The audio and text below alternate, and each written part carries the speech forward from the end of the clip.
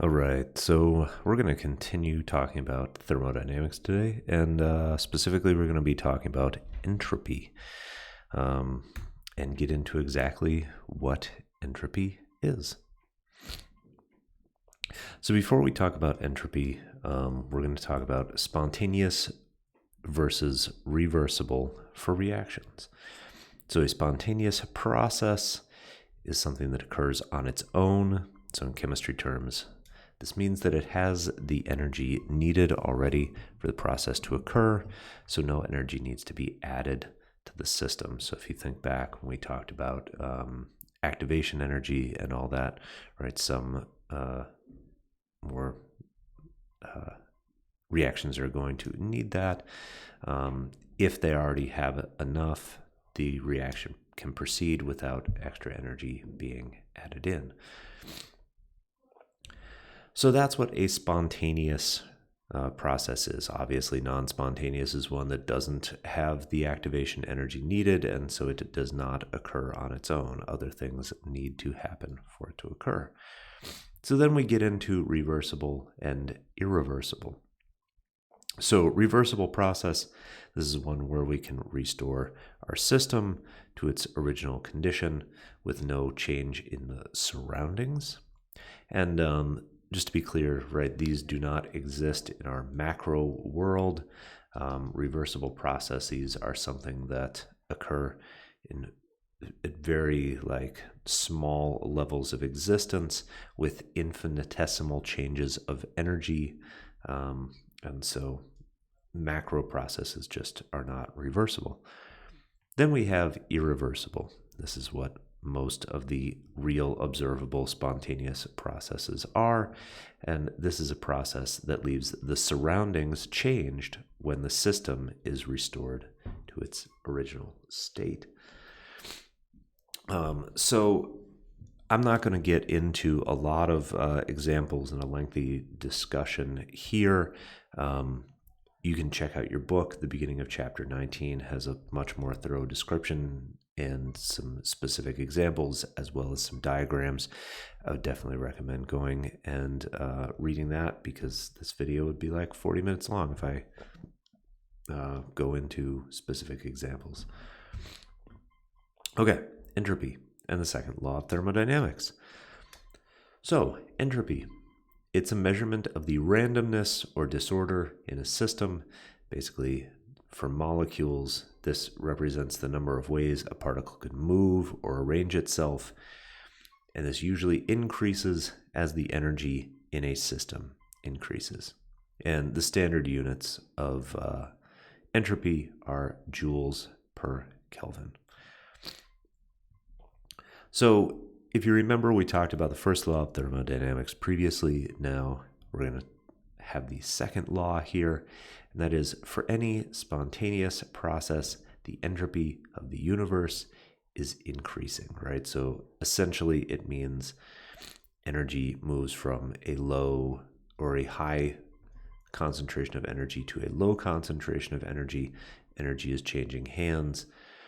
The system is taking energy from the surroundings most times, right? Like in a, it says increases as the energy of the system increases. So energy is changing hands. And yeah. The equations that go along with entropy.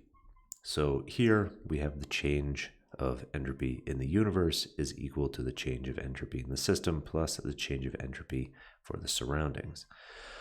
So, reversible processes, there is no change in entropy, right? It can be reversed directly because there is no change in entropy, and so that's what makes it reversible. An irreversible process, which is pretty much everything else, right? The entropy of the universe increases, and so therefore it is not reversible. You cannot just put that system back the way it was, because to put it back the way it was will require energy if the entropy has increased, right? Because like if the disorder increases, it's going to take effort to put it back the way it was. Another equation that goes along with entropy is that the change in entropy is equal to the heat of a reversible reaction divided by the temperature. And we'll get into this in a second. And the last one we're going to talk about here is that the change in entropy is also equal to K times the natural log of W final over W initial. And you might ask, what are K and W? Well, K is the Boltzmann constant at 1.38 times 10 to the negative 23rd joules Kelvin. And W is the number of microstates in a system. And essentially, what microstates are is ways that atoms or molecules or particles can move and or arrange themselves. Usually we define movement as positional movement, so they can move from one place to another, rotational movement, so they can rotate in place, and vibrational movement in that the molecules or atoms in a molecule are vibrating, so there is that form of energy as well. And so all of these microstates, right, positional, rotational, and vibrational, sometimes positional is called translational. So translational, rotational, and vibrational states that it can occupy. All right, we'll talk about what happens when they have no microstates in just a moment. But that's how mathematically entropy and the change in entropy is related to heat, temperature, and the ability of particles to move. So what types of questions might you be asked about entropy? So you might be asked something like this. What is the entropy change of the system when 100 grams of water freezes at the normal freezing point? So, delta H of fusion. We have come across this before when we calculated Q for various phase changes when we talked about states. And so we're going to use the same equation that we always used for states now to help us calculate Q for entropy, right? Because all of this here is just Q equals mc delta T. Or really just mc, right? No delta T. There's no change in temperature because we're freezing because there's no change in temperature. And I'll talk about why we're not worrying about change in temperature in a moment. So we've got our 100 grams converted to moles using our heat of fusion here, right? Converting that to kilojoules. And then, of course, we're going to convert to joules because if you remember, ultimately, we're being asked about entropy, and entropy is in joules per Kelvin. So that's the first step, right? We have looked at this, and we found out that Q, or the heat of this reaction, is negative 33,378 joules. We then take that and put it into our equation, right? Our delta S equals Q over T, right? And so here's why we're not interested in delta T for heat, right? One, this is freezes, so as we know, right, if our energy diagrams here, freezing and boiling are both changes that involve no change in temperature, right? They're changes of state. And because this is defined as Q reversible, right, we need to have it at constant temperature. So there's no change in temperature for this process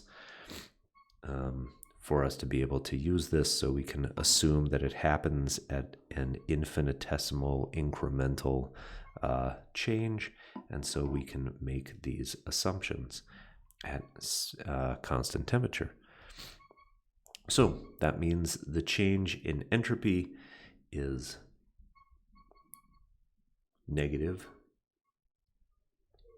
100 22.3 joules per Kelvin. And so we think about this. Does it make sense that our entropy is decreasing when water freezes? And if we think about the other definition of change in entropy, where we have a change in microstates, right? That's going to make sense, because if the final amount of microsteps, right, is less than the initial amount of microsteps, right? Because when something freezes, it has less room to move. It is locked in place. So the entropy should be decreasing when something freezes, or at least the entropy of the system should be decreasing when something freezes. And that's what we've calculated. Great.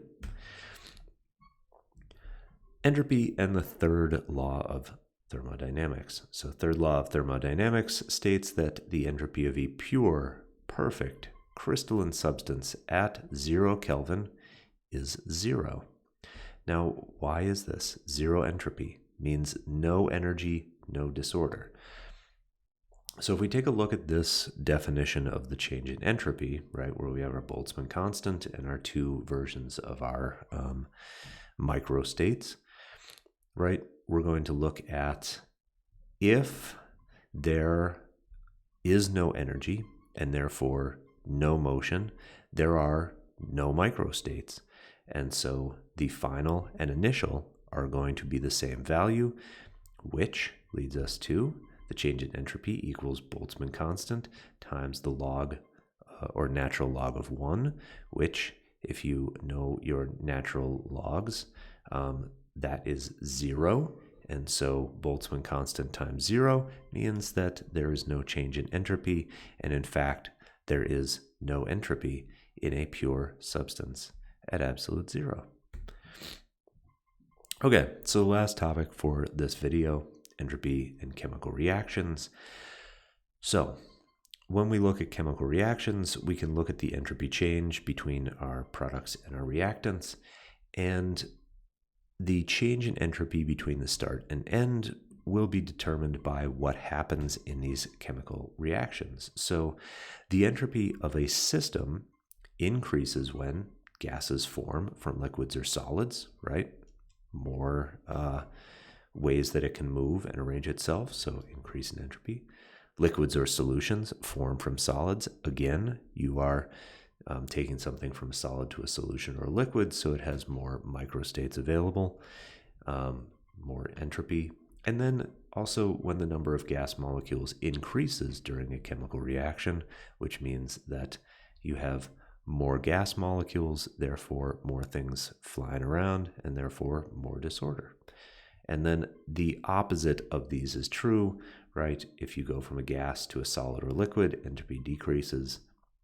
If you pull a solid from solution or freeze a liquid, right, entropy decreases. And then if the number of moles of gas decrease during a chemical reaction, that's going to decrease entropy. Just like in this example right here, right? If we have 2 moles of gas here, 1 mole of gas here, right, for 3 moles total. And then on the other side, we just have 2 moles of gas. That means that entropy has decreased.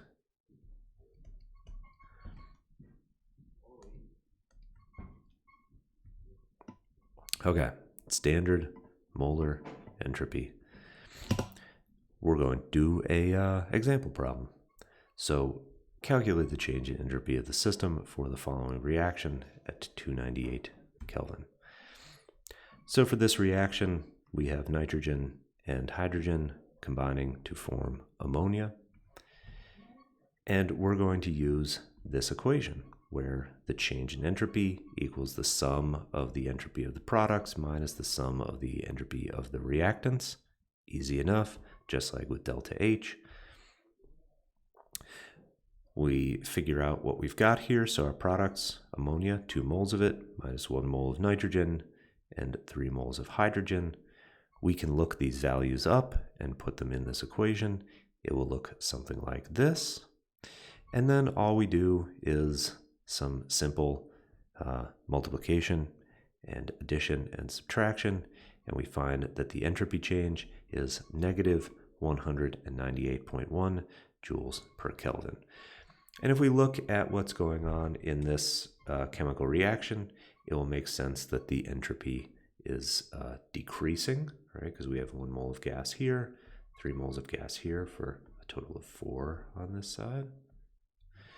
And then we only have 2 moles of gas here, which means our entropy should decrease. And in fact, when we calculate it, it does.